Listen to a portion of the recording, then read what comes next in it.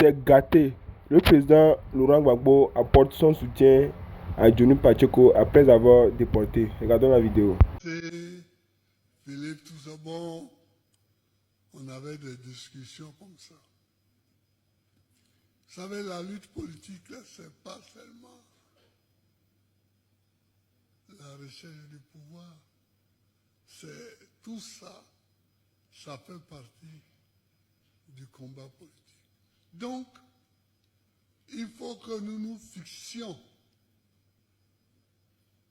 des points de repère. Vous les femmes, vous les jeunes, je vous dis ça, il faut avoir un point de repère si on veut rester longtemps dans le combat. Sinon, on peut venir un moment et puis aller. On sort. On sort.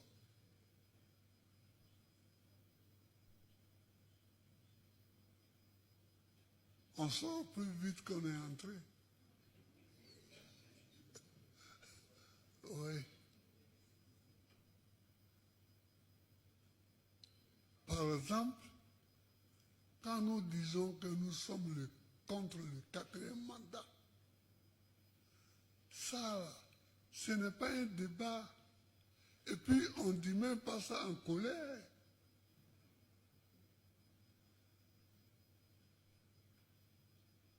Mais c'est comme ça que le pays doit être. Si la Constitution est écrite que le président de la République peut faire 2 mandats, mais pourquoi il en fait 4? Pourquoi? C'est tout simplement ça.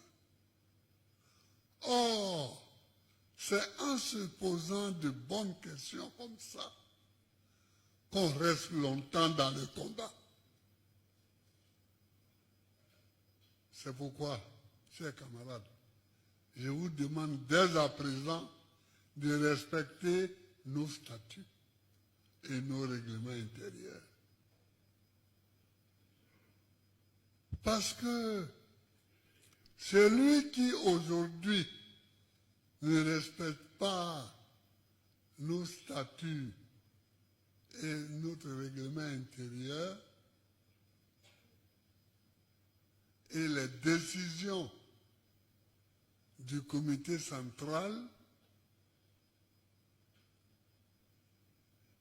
demain, il ne sera pas en mesure de respecter la Constitution.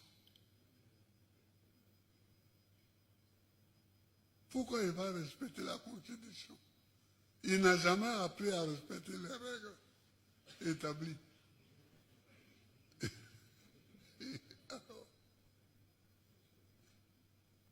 Donc, le parti, c'est une école aussi.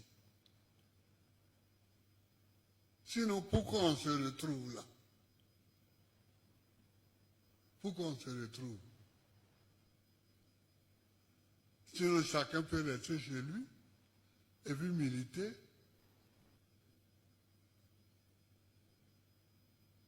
Dire je suis contre le pouvoir, j'attends que le vote arrive et puis je vais les foutre dehors. Mais si on vient, c'est pour avoir une marche commune. Quand je dis une marche commune, ça veut dire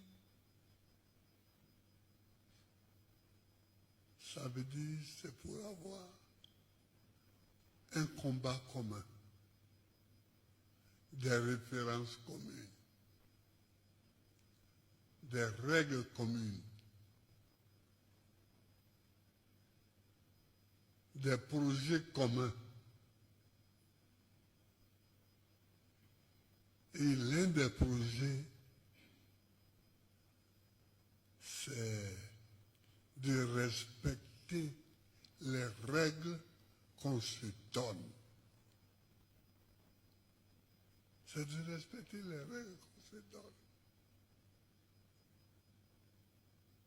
Et quand ces règles-là sont respectées, ça fait 50% de problèmes en moins dans la gestion. Nous, on a eu des problèmes, de graves problèmes, quand nous étions au pouvoir.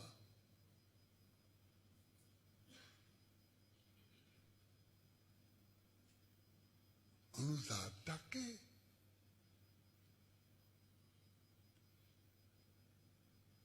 Avec des armes.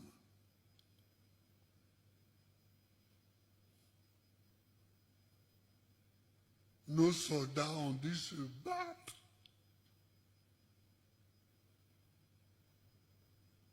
Nous avons dû parcourir presque toutes les capitales d'Afrique pour négocier. En même temps, on se battait, en même temps, on négociait, on voulait trouver. Mais pourtant, même dans ces conditions-là,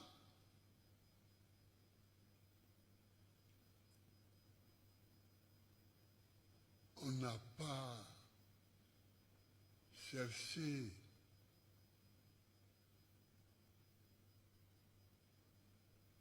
à jeter dehors la Constitution.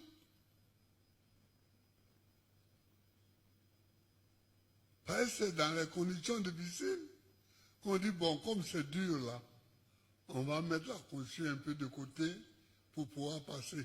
Mais jamais nous ne l'avons fait. Jamais.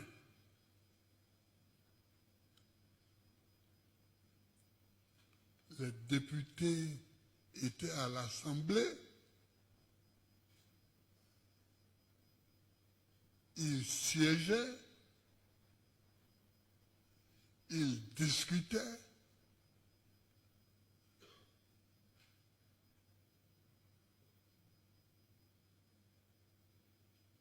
nous gouvernions dans les règles de l'art,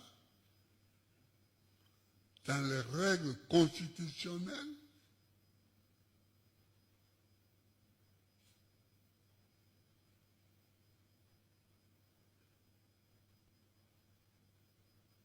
Donc,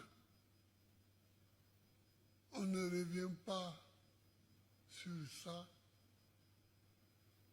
parce que nous ne sommes pas pour le 4e mandat et nous n'allons pas changer d'opinion. Mais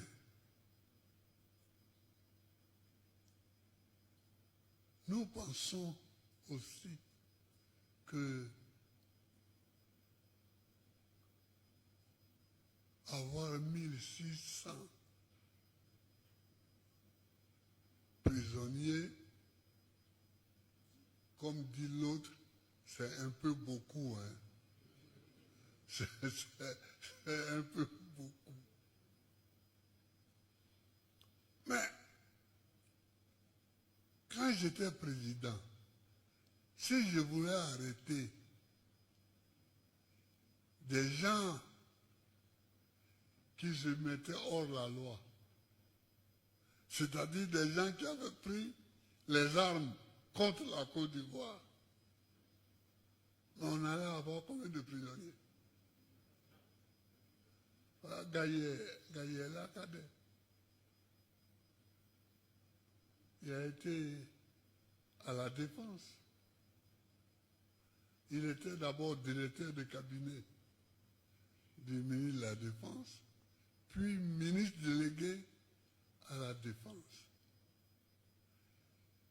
Si on s'était donné comme règle l'arrestation de ceux qui ont pris les armes, peut-être qu'on allait avoir 5 000, 6 000 prisonniers.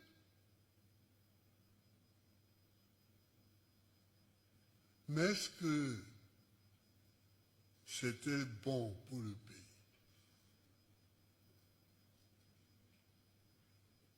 Parce que plus on allait les arrêter, plus leurs amis allaient prendre les armes, et plus ceux qui les ont envoyés allaient acheter des armes pour donner à d'autres.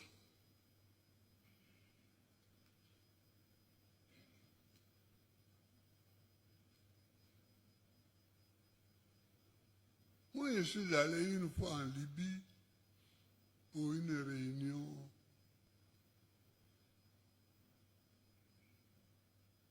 de l'Union africaine. Et Kadhafi m'a reçu, on discutait. C'est là qu'il me dit, mais au fond, toi, c'est toi le président de Côte d'Ivoire, non? J'ai dit oui. Il dit, mais quand je t'écoute parler là, je vois qu'on m'a trompé, hein, qu'on m'a induit en erreur. J'ai dit, comment ça? Il dit, on m'a dit que tu n'aimes pas les musulmans. J'ai dit, mais ma femme qui est dans l'autre salle, avec qui je suis venu là, elle est musulmane.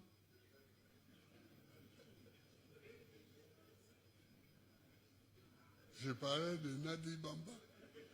J'ai dit, mais elle est musulmane.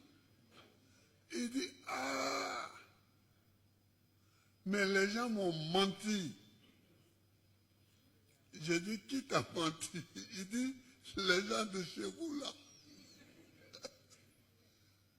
Quand ils m'ont dit que tu n'aimes pas les musulmans, que tu leur interdis même de porter leur boubou. Donc ils sont venus me demander l'argent, je leur ai donné. Et je leur ai donné des armes.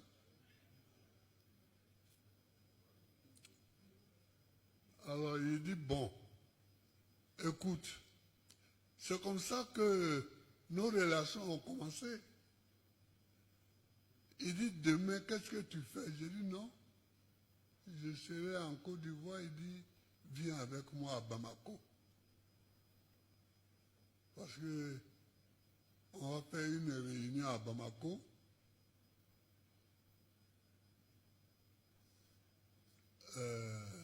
La Libye y sera, mais viens, je vais aller leur parler.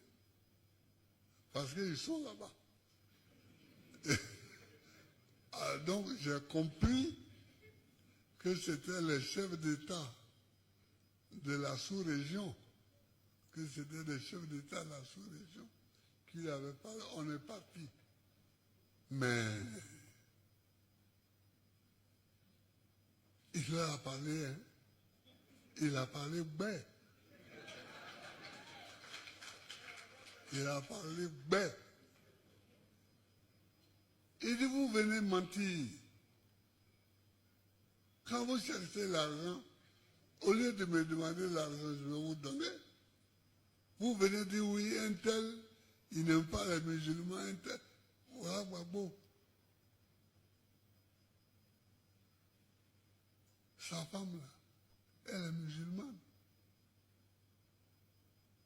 Les gens ne savaient plus où regarder. Ils étaient comme ça. Ils étaient comme ça.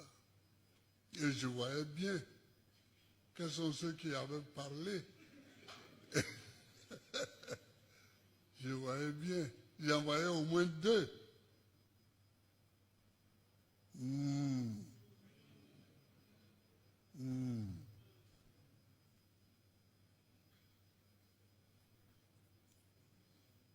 C'est comme ça que j'ai ouvert une ambassade au Tchad. Parce que les armes venaient de Libye jusqu'au Tchad.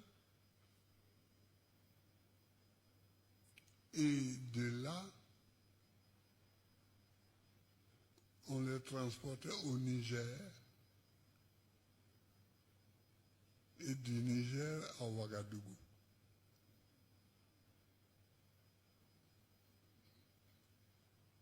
Où il y avait la base des rebelles. Donc, j'ai vu Idriss Déby, Itno, appelé le maréchal du Tchad. Et puis je lui ai expliqué, bon, j'ai ouvert une ambassade qui était chargée de surveiller la route des armes. Qui était chargée de la route des armes. Quelquefois, les armes venaient par le Soudan. Quelquefois, bon. Donc, vous, l'île Pau,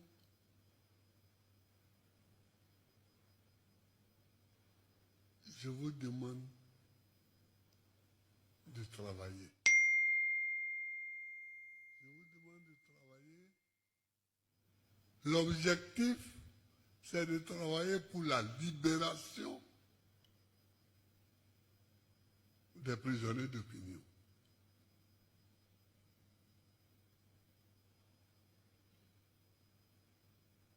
Mais en attendant, s'ils sont là-bas, il faut qu'ils mangent. Moi, j'ai connu cette prison-là. Toi aussi,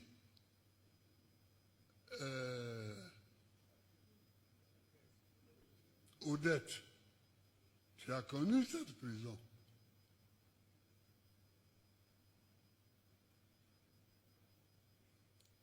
Tu étais dans le bâtiment des femmes avec Simone et moi j'étais dans le bâtiment des assimilés. Le bâtiment des assimilés, c'est qu'au temps colonial, il y avait un bâtiment qu'on réservait aux Noirs qui étaient assimilés aux Blancs. C'est-à-dire qu'on estimait que, vu leur niveau, ils méritaient un traitement un peu plus... Voilà. Et donc le mot assimilé est resté à ce bâtiment. Le mot assimilé est resté. Et quand on est dedans, on est au moins, bon, ça va un peu, quoi. Ça va un peu.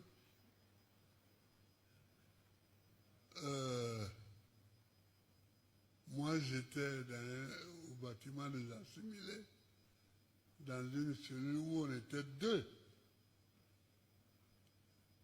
Ça va un peu. Alors que au bâtiment C, à Koun,